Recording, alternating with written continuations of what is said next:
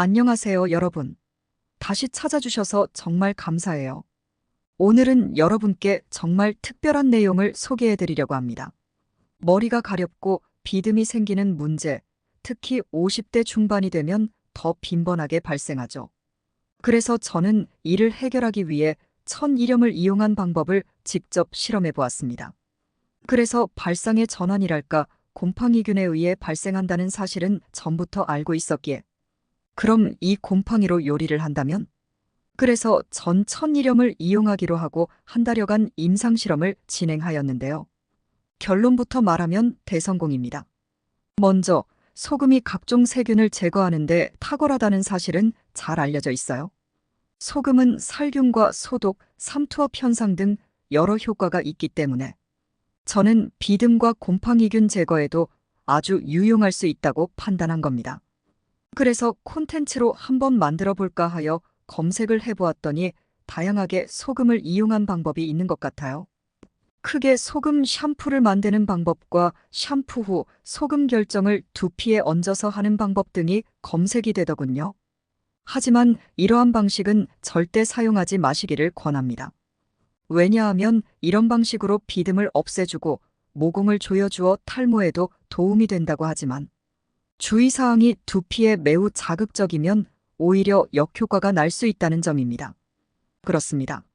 소금 결정을 그대로 두피에 올려 녹여 스며들게 하여 두피에 작용을 하는 것은 소금의 직접적인 자각으로 두피 건강에 오히려 나쁠 수가 있고 각종 여러 용품들과 믹스하여 샴푸를 만드는 방법은 소금 성분과 믹스되는 다른 화학 성분과의 조합에서 어떤 결과가 나올지는 어디에도 검증이 없는 것이기 때문입니다.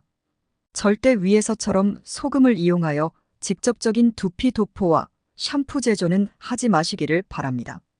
그럼 전 어떤 방법을 사용했을까요? 그것은 바로 염장입니다. 말 그대로 염장을 지른 거죠. 소금이 의외로 살균과 소독, 삼투압 현상 등 세척 효과가 뛰어나고 실제 락스 성분으로도 사용이 됩니다. 모든 일에는 부작용이 있듯이 자신의 두피 상태는 자신이 잘 알기 때문에 사용하는 소금의 양은 자신이 판단해야 합니다. 그럼 위에서처럼 두피에 큰 자극을 주지는 않으면서 각종 유해 곰팡이의 치명적인 방법은 농도가 강해야 한다는 것이죠. 그리고 두피에도 덜 자극을 주면서 말입니다. 그래서 물에 희석을 하는 염장 지르는 방법을 저는 추천드립니다. 소금과 물의 양은 각자의 두피, 피부의 상태에 따라 조정하셔야 합니다. 그럼 저와 같이 천일염 소금을 이용하여 비듬 등의 곰팡이균을 해결하는 방법을 알아보겠습니다. 먼저 샤워를 할 때 사용하시기를 추천드립니다. 왜냐하면 배추의 염장을 할 때도 금방 짧은 시간에 되는 것은 아닌 것처럼 샤워를 하는 시간에 하시는 것을 권합니다. 그럼 대야에 각자의 두피에 적당한 양의 소금을 투입하고 희석을 합니다. 이때 다 희석시키려고 하지 마시고 결정도 머리에 어느 정도 묻히셔도 무방합니다. 그럼 자세는 무릎을 꿇고 팔꿈치도 바닥에 닿게 하여 대야에 손을 넣어서 머리에 골고루 끼얹어 도포를 합니다. 최대한의 무리를 피하기 위하여 한 가지의 동작보다는 왼손, 오른손 번갈아 가며 최대한 몸에 무리가 가지 않게 소금물 도포를 하시기 바라며 소금과 희석액의 양은 개인의 상태에 따라 하면 되는데 저는 500ml 컵 하나 정도의 소금에 물은 대야의 반 정도로 조금 진하게 했습니다. 시간도 물론 염장을 하는 시간이기 때문에 개인 간 차이를 두어 하시면 되고 저는 가요 3곡 정도를 들을 정도로 머리에 도포를 하였고 그 다음은 세안을 위하여 얼굴을 소금 희석액에 담그어 소금물 5분 정도의 세안과 얼굴 염장을 하였습니다. 저는 개인적으로 무좀은 없는데 이때 사용한 희석액은 무좀이 있는 분들은 다음 동작으로 한번 넘어가 보시는 것을 추천드립니다. 그럼 이제 샤워를 하면 되는데 이때 머리에 묻은 소금물은 그냥 그대로 두고 두피가 건강하신 분은 샴푸를 머리에 도포하여 거품을 내고 양치를 하시고 그렇지 않으신 분들은 그대로 양치를 하십시오. 염장의 시간을 더 늘리기 위하여 양치 시간도 추가를 하는 것인데요. 무좀이 있으신 분들은 이때 발을 소금 희석액에 담그고 모든 샤워를 진행하시면 됩니다. 이제 양치가 끝나시면 머리에 소금기를 살짝 헹구어 주시고 샴푸를 한번 하셔도 되고 물로만 하셔도 됩니다.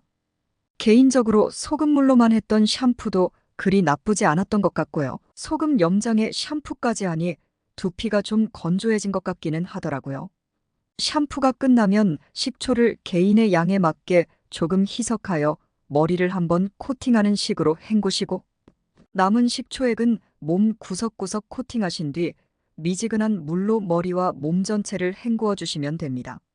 한 가지 참고로 식초로 머리에 초절임을 해볼까 하고 생각하고 한번 진행하여 본 결과 코로 흡입하는 식초향이 폐에 미치는 영향을 검증할 수 없기 때문에 식초는 잠깐 헹구는 것으로 만족하여 주시고 발에 무좀균은 초절임이 가능하니까 발에 한번 초절임 임상 실험을 한번 도전하시는 것을 추천드립니다. 저는 무좀이 없어서 임상 진행은 해보지 않았으니 이 영상을 보시는 분들의 많은 임상 사례 댓글로 부탁드립니다. 의상 천일염으로 각종 비듬, 무좀의 곰팡이균을 피부에는 덜 자극적이면서 곰팡이균에는 치명적일 수 있는 염장요법을 고안하여 실행한 내용을 소개하여 보았습니다. 이 방법을 꾸준히 실천하면 비듬이나 무좀 등 곰팡이균의 문제를 해결하고 두피나 발등 건강에 도움이 될 것 같습니다. 여러분도 한번 시도해 보세요. 오늘의 영상이 도움이 되셨다면 좋아요와 구독 부탁드려요. 그리고 댓글로 여러분의 의견을 공유해 주시면 감사하겠습니다. 감사합니다.